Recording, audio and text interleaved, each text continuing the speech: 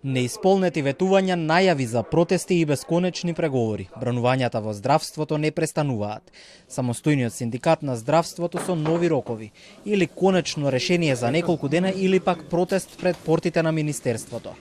Бараат да се потпише анекс на колективниот договор и да има нови услови за повеќе илјади вработени медицинари. Се надевам дека до среда ќе имаме позитивни сигнали дека тој анекс ќе биде и потпишан. Сметаме дека во овој момент и оваа неопходност, ако не се случи, тогаш ќе се соочиме со еден апсурд во колективното преговарање. 11.000 вработени во здравството ќе бидат изедначени со минималната плата.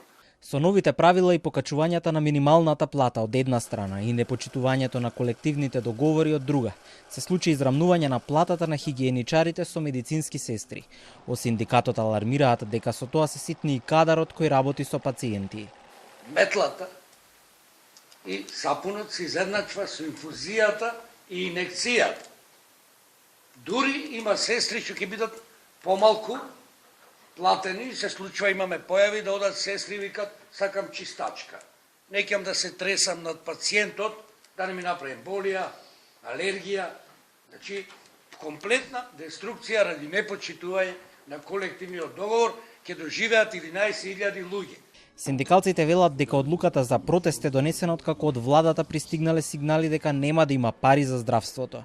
Ако нема поместување во преговорите и исполнети барања ниту по протестот, од самостојниот синдикат на здравството најавуваат дека ќе применат и други радикални мерки, но без повеќе детали.